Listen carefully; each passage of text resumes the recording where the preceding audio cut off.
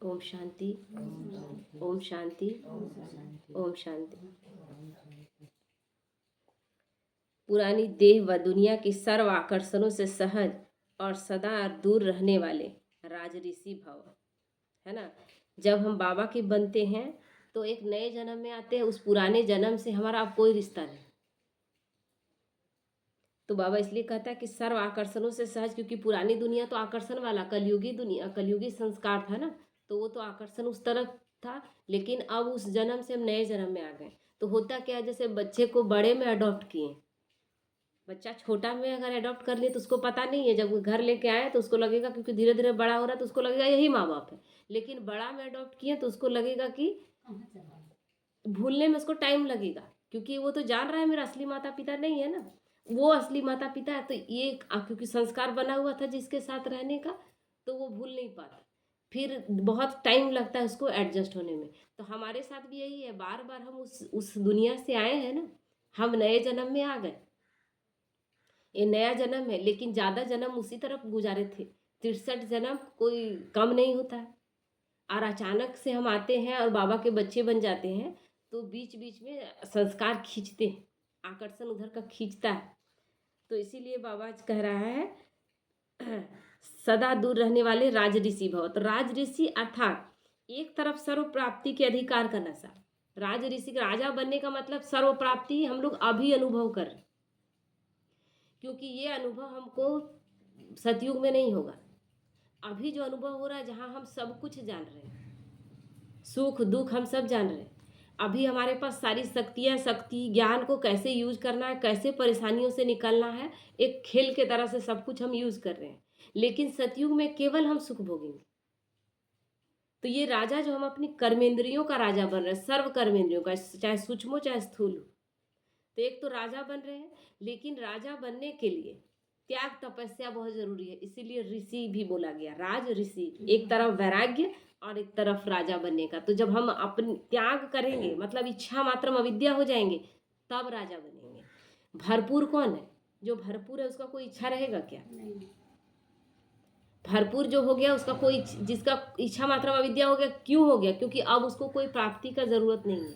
तो यहाँ भगवान हमें सर्व प्राप्तियां महसूस कराता है। नशा है कि भगवान मिला है और हर वक्त प्राप्ति महसूस कर रहे हैं कि नहीं, हर बात में प्राप्ति, क्योंकि भय खत्म हो गया। सारे जीवन में जितना भय था, वो सारा भय धीरे धीरे, जिस चीज से डर लगता है तो अब क्या बोलते हैं, बाबा इस चीज से डर लग रहा है और इसी डर से हमको लड़ना है, क्योंकि अब ये एक भी डर नहीं होना चाहिए। तो धीरे धीरे क्या हो रहा है, हम अपने आप को कितना चेंज करते जा रहे हैं।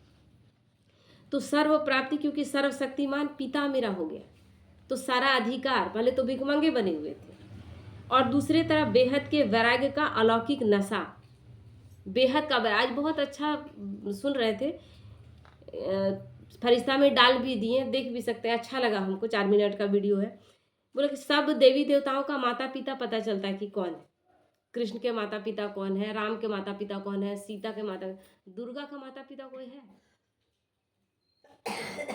दुर्गा का माता पिता का उल्लेख तो नहीं है, क्योंकि दुर्गा यानी हमारी स्थिति, संपूर्ण स्थिति का पहचान है दुर्गा। तो संपूर्ण हम कब बनते हैं? जब संपूर्ण बन जाते हैं तो किसी से कोई संबंध ही नहीं, वो स्थिति। इसलिए दुर्गा का कोई नहीं है, वो संपूर्ण बनने के लिए, इसलिए उस रूप में उसको पूजा जाता है। दुर्गा फिर जाकर वही जगदम्बा जो करती है अपना, मतलब स्थिति से पावरफुल बन के जब सतयुग में जन्म लेती है, तो उसका भी माता पिता है।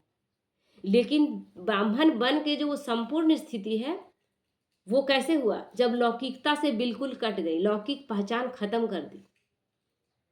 तो हमें भी अभी क्या करना है, जैसे कि बहुत लोग लौकिकता से हट गए हैं, लेकिन अलौकिक में भी फंस गए। अलौकिक में कैसे फंस गए? अब मैं मेरापन यहाँ भी है कि हम, मेरा मान सान हो, मेरा नाम हो। आखिर जो एरिया वाइज में बट रहे हैं, अभी भी जो बट रहे हैं, उसका क्या मतलब? बाबा तो बेहद का बात बोला था। बाबा क्या बोला, मुरलियों में बोला ना कि जब मैं कह दूंगा कि जैसे कोई है झारखंड में, तो मैं झारखंड से कहूंगा कि आप दिल्ली आ जाओ, आना पड़ेगा कि नहीं आना पड़ेगा? झारखंड की बहन है, लेकिन दिल्ली के सेंटर में हम शिफ्ट कर देंगे, करना होगा कि नहीं? कोई दिल्ली में है, उसको हम पंजाब शिफ्ट कर देंगे, करना होगा कि नहीं? तो फिर क्यों एरिया वाइज में बंधे हुए? तो बेहद के वैराग्य का अलौकिक नशा, वर्तमान समय इन दोनों अभ्यास को बढ़ाते चलो। वैराग्य माना किनारा नहीं करना है, लेकिन सर्व प्राप्ति होते होते भी हद की आकर्षण मन बुद्धि को आकर्षण में नहीं लाएगा। हद का आकर्षण है, लेकिन मन बुद्धि अब उस आकर्षण में नहीं फंसेगा। वैराग्य का मतलब ही किसी चीज के प्रति इच्छा मात्रम अविद्या बन जाना। अब हमारा स्थिति बहुत पावरफुल है, हम बेहद के हैं। हद में बहुत छोटा सा रिश्ता था जब हम देह में थे, थोड़ा सा पति पत्नी 2 बच्चे, इतना ही परिवार था, और इसमें भी 1-2 ज़्यादा हो जाए तो दिक्कत होने लगता था। ये हद के संबंध थे। अब हम बेहद में हैं, अब सर्व आत्माओं का पिता शिव बाबा और हम उनके बच्चे, तो जितनी भी आत्माएं सब आत्मा भाई भाई हैं, कोई परायापन है?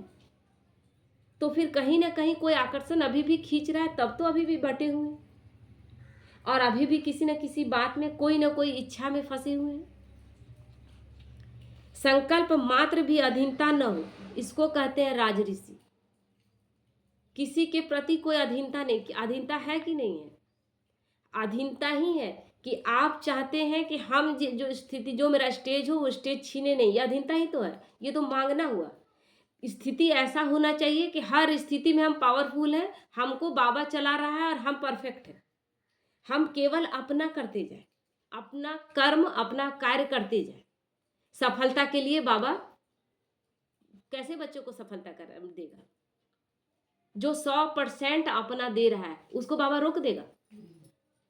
बाबा बोला ना कि सूर्य की रोशनी को कोई रोक नहीं सकता है, उसको चमकने से कोई नहीं रोक सकता है, हीरे की चमक को कोई रोक नहीं सकता है।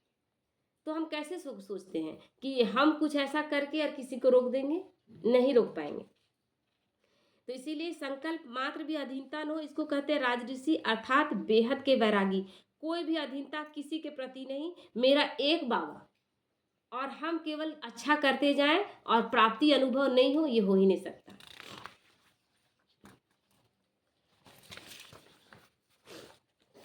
यह पुरानी दुनिया व देह की पुरानी दुनिया, व्यक्त भाव, वैभवों का भाव, इन सब आकर्षणों से सदा और सहज दूर रहने वाले। क्योंकि पुरानी दुनिया, देह की दुनिया, रिश्तों में तो हम फंसे ही थे। बाबा तो उन सब चीजों से निकाल लिया। वैभव बाबा छोड़ के ही आया था ना, करोड़ों का संपत्ति था तो छोड़ के ही आया था। अब यहाँ हम सोचे कि कौन कितना ला रहा है या कितने बड़े पोस्ट में है, उसका स्थिति कितना, मतलब पैसे के रूप में उसका कितना पावरफुल स्थिति है, अब ये मायने रखता है? जो आए सब कुछ त्याग करते हुए आए, बड़े बड़े घर से आए, लेकिन वो कुछ लेकर तो नहीं आए। मम्मा भी बड़े घर की थी, हाँ उनकी स्थिति मतलब लास्ट में दिवालिया हो गए थे उनके पिता, तो वो कुछ लेकर नहीं आए थे।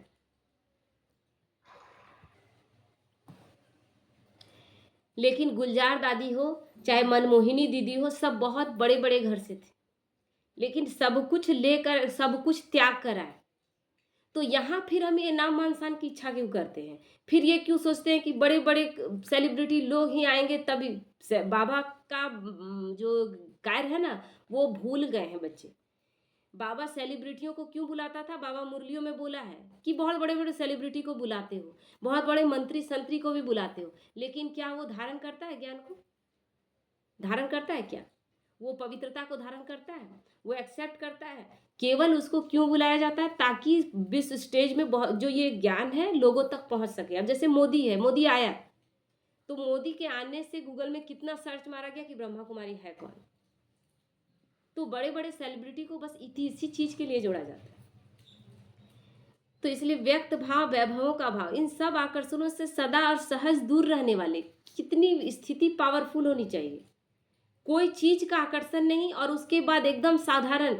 बाबा कैसा कपड़ा पहनता था? आज पर्सनैलिटी कपड़ों से हम आकेंगे, कलयुग में पर्सनैलिटी कपड़ों से आकेंगे, उसके रहन सहन पहनावे से आकेंगे, है ना, कलयुगी संस्कार जो आकर्षण वाला है। लेकिन यहाँ बाबा ऐसा बताया, बाबा का जो अपना कपड़ा, 2 जोड़ी कपड़ा पहनते थे, उसमें कितना सारा, बाबा बोलते हैं कि चत्ती लगा हुआ, चत्ती लगा मतलब रफू किया हुआ जहां तहां से। बाबा के पास कोई मिलने आया तो बोला कि बाबा गोबर का बना रहे थे गोईठा, तो बोली, प्रकाश मणि दादी थी तो बोली कि बाबा आप थोड़ा सा अच्छा से तैयार होके आइए। तो बाबा बोले इसमें क्या दिक्कत है, इसी तरह ला। क्योंकि बाबा को क्या लगा देह भान में आ गई है बच्ची, बोला इसी तरह बुलाओ। तो बाबा इतना दिन तक हम उसको कोर्स कराए, अब देखेगा कि वो गोबर का गोईठा बना रहे तो क्या सोचेगा। बोले तुम इसी तरह से बोला। तो आते ही वो बेहोश हो गया, देख रहा है कि कृष्ण है जो गेंद खेल रहा है, जो गोबर बना के बहन को सिखा रहे थे ना, तो उसको देख करके बेहोश हो गया कि कृष्ण बॉल खेल रहा है और ग्वाल बाल उसके हाथ से ले रहा है। जो बच्चा एक है वो जो मतलब भक्ति मार्ग में जो स्थिति है उस तरह से दिखाया, साक्षात्कार कराया। तो हमारी स्थिति से सेवा होगी कि केवल आकर्षण से सेवा होगी। जबकि बाबा सर्व आकर्षणों से दूर किया, हम सबको सर्व आकर्षणों से दूर किया। कि बड़े बड़े घर के जो थे, अच्छे अच्छे पहनने ओढ़ने वाले थे, मम्मा बहुत मॉडर्न थी, इतनी मॉडर्न थी कि मुंबई जैसा जगह में शॉर्ट मिडी पहनती थी। शॉर्ट मिडी का मतलब होता है कि एकदम यहाँ तक, घुटने तक भी नहीं आता था। लेकिन जैसे ही ज्ञान में आई तो स्थिति कैसा था। तो इसीलिए बाबा का साइंस के साधनों को यूज करो, लेकिन अपने जीवन का आधार नहीं बनाओ। बाबा कहता है साइंस का साधन यूज करना है, लेकिन अपने जीवन का आधार नहीं बनाना है। अभी क्या हो गया है कि हमारा जीवन का आधार ही बन गया है ना। जरा सा लाइन कटा कि जो चीज़ है हमारा, मतलब हम जो अवेलेबल है वो सारी सुविधाओं को जी कर हम निकले हैं। अब लगता है उनके बिना कैसे रहेंगे। जिन्होंने वॉशिंग मशीन में कपड़ा धोया, जिन्होंने मिक्सी में पीस, ये सारा चीज़ क्या हो गया। ये सारा चीज़ हम लोगों को बंधन में बांधने के लिए थोड़ी ना आया था। सुविधाएं बाबा दिया था कि यूज करें, लेकिन उनके गुलाम न बने। अभी हम उन सब चीज़ों के गुलाम बन गए। देखो मनुष्य कहते हैं कौरवों और पांडवों की आपस में कुरुक्षेत्र में लड़ाई लगी है, और फिर दिखलाते हैं पांडवों का साथी डायरेक्शन देने वाला श्री कृष्ण था। तो जिस तरफ स्वयं प्रकृतिपति है उसकी तो विजय जरूर होगी। देखो सभी बातें मिला दी हैं। अभी पहले तो इस बात को समझो कि प्रकृतिपति तो परमात्मा है, श्री कृष्ण तो सतयुग का पहला देवता है। लेकिन कन्फ्यूजन ये है कि श्री कृष्ण को हम पहचान ही नहीं पाए। श्री कृष्ण गीता ज्ञान से देवता बने, श्री कृष्ण के रूप में आए, तो उस गीता ज्ञान के दाता बना दिए कृष्ण को, जबकि है शिव। तो पांडवों का सारथी तो परमात्मा था। अब परमात्मा हम बच्चों को कभी हिंसा नहीं सिखला सकता है। सिखलाएगा क्या। ना पांडवों ने हिंसक लड़ाई करके स्वराज्य लिया। यह दुनिया कर्म क्षेत्र है, जिसमें मनुष्य जैसा जैसा कर्म का बीज बोता है वैसा अच्छा व बुरा फल भोगता है। यहाँ भगवान हमें कोई लड़ाई लड़ने के लिए नहीं सिखाया था। मन ही एक ऐसा कुरुक्षेत्र है जिसमें निरंतर लड़ाई चल रहा है, और मन में इतना शक्ति है कि मन की शक्तियों से ही हम जीत पाते हैं। कल सुन रहे थे कि एक आदमी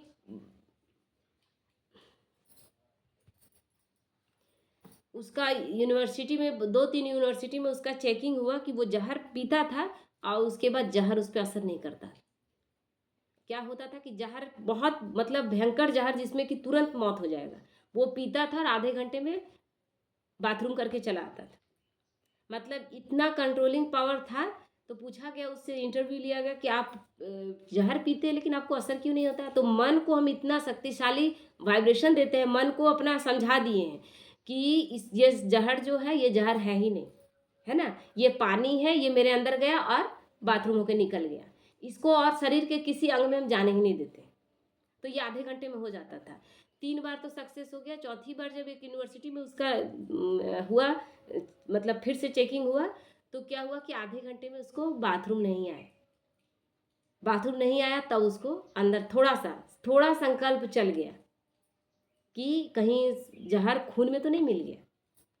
बस इतना सोचना था कि धीरे धीरे उसका स्थिति बिगड़ता गया और वो आदमी मर गया। मतलब मन में इतना शक्ति है कि जहर को भी जहर नहीं, मतलब नहीं स्वीकार करेंगे तो जहर जहर नहीं है, लेकिन स्वीकार कर लेंगे तो बड़े से बड़ा योगी भी चला जाता है। तो वही स्थिति अभी हमारी है।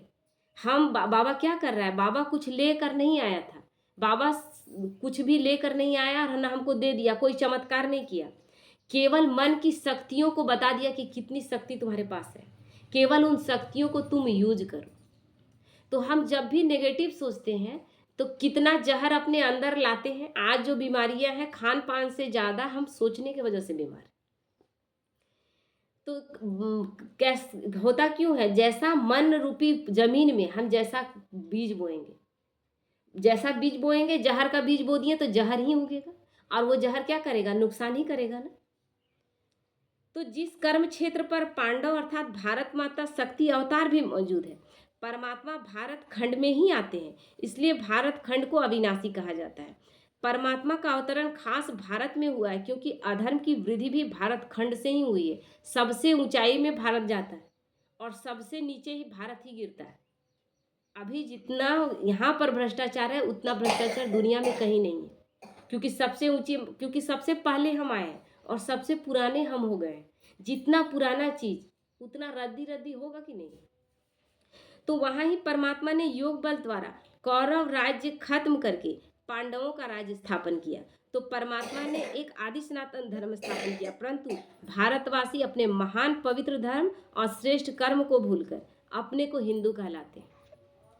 बेचारे अपने धर्म को न जानकर औरों के धर्म में जुट गए। अब अपना में नहीं होता है तो मजार भी चले जाते हैं, हम चर्च में भी चले जाते हैं, गुरुद्वारे भी चले जाते हैं। ये हिंदू कर रहे हैं, दूसरे धर्म वाले नहीं करते हैं, वो अपने में बहुत कट्टर है। अभी देखिए मुस्लिम अपने टाइम पर नमाज पढ़ता है, चाहे कोई भी कंडीशन हो, उस टाइम से कभी वो बेटाइम नहीं होता है। क्यों? क्योंकि वो आया है द्वापर से और उस धर्म से वो कनेक्टेड है, वो भूला नहीं है, क्योंकि नया नया है ना। और हमारा बहुत पुराना, हम तो भूल चुके हैं सब कुछ। तो यह बेहद का ज्ञान बेहद का मालिक खुद ही बताता है। यह तो अपने स्वधर्म को भूलकर हद में फंस गए, जिसको कहा जाता है अति धर्मग्लानि, क्योंकि यह सब प्रकृति के धर्म है। परंतु पहले चाहिए स्वधर्म। तो हर एक के स्वधर्म कि मैं आत्मा शांत स्वरूप हूँ, फिर अपने प्रकृति का धर्म है देवता धर्म। यह 33 करोड़ भारतवासी देवताएं हैं, ये प्रकृति का धर्म हो गया। सबसे पहले हमारा मैं आत्मा हूँ, और मैं आत्मा शांत स्वरूप, क्योंकि शरीर में आए तब देवी देवता का भी स्वरूप मिला है। शरीर में है तभी देवी देवता से फिर असुर भी बने, शरीर ही है ना। तभी तो परमात्मा कहते हैं अनेक देह के धर्मों का त्याग करो, सर्वधर्मानि परित्यज्य। तो इस हद के धर्मों में इतना आंदोलन हो गया है, इतना आंदोलन हो गया है कि इसी से विनाश होगा। भारतवर्ष में सबसे ज्यादा इसी से विनाश होगा, क्योंकि सब धर्म एक साथ लड़ाई लड़ेंगे और एक दूसरे को बोलेंगे हम श्रेष्ठ कि हम श्रेष्ठ, और एक दूसरे को मार काट करके यहाँ खत्म होगा। तो अब इन हद के धर्मों से निकलकर बेहद में जाना है।